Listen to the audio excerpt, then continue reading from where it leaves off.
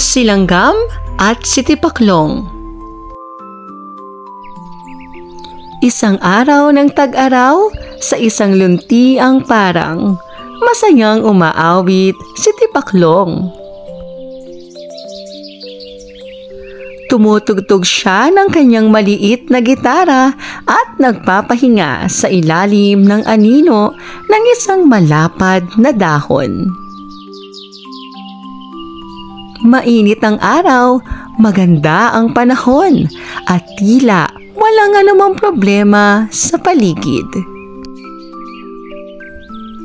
Habang si Tipaklong ay nagpapakasarap sa kanyang araw, nadaanan niya si Langgam na pawis at abalang-abala sa pagdadala ng mga butil ng bigas patungo sa kanyang lungga.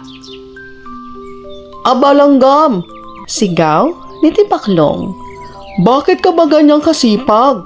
Halika, magpahinga ka muna at makinig sa musika ko. Sayang ang ganda ng panahon." Ngunit sagot ni Langgam, "Pasensya na, Tipaklong.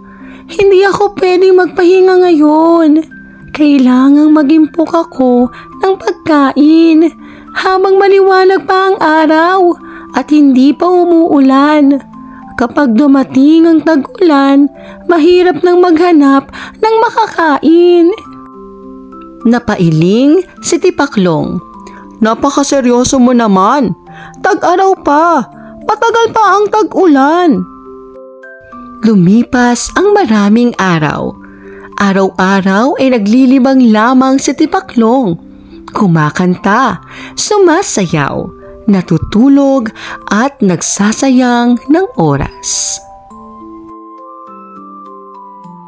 Samantala, si Langgam ay araw-araw ding nag-iipon ng pagkain at naghahanda ng kanyang bahay para sa darating na panahon ng ulan. Pagkaraan ng ilang linggo, tumilim ang kalangitan. Bumagsak ang malalakas na ulan. Lumamig ang hangin at natuyo ang mga dahon at damo. Ang dating masiglang parang ay nabalutan ng tubig at putik. Si Tipaklong ay namamaluktot sa ilalim ng isang bato, giniginaw, gutom at basang-basa. "Wala akong pagkain. Wala akong tirahan. Anong aking gagawin?" Umiiyak na sabit ni Tipaklong. Naalala niya si Langgam. Agad siyang nagtungo sa lungga nito, kumakatok habang nanginginig sa lamig. "Langgam, kaibigan, maaari ba akong makahingi ng konting pagkain? Wala na akong makain at hindi ko na alam ang aking gagawin." Lumabas si Langgam at tiningnan si Tipaklong na kaawa-awa ang kalagayan. Pinapasok niya ito sa kanyang mainit at tuyong lungga at pinakain ng ilang butil ng bigas. "Salamat, Langgam." Mahina ngunit taos-pusong sabi ni Tipaklong. "Napakalaki ng kasalanan ko sa iyo. Sa susunod, hindi ko nasasayangin ang aking oras. Magtatrabaho na rin ako, gaya mo." Ngumiti si Langgam at tumango. "Tandaan mo, Tipaklong, may panahon para sa kasiyahan.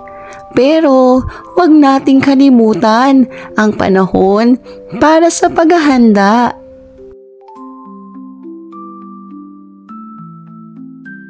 Ang aral ng ating kwento, ang kasipagan at pag-iisip sa hinaharap ay mahalaga upang tayo'y makatawid sa panahon ng pangangailangan. Huwag sayangin ang mga araw sa kapabayaan dahil darating ang oras na kakailanganin mo ang bunga ng iyong pinaghirapan.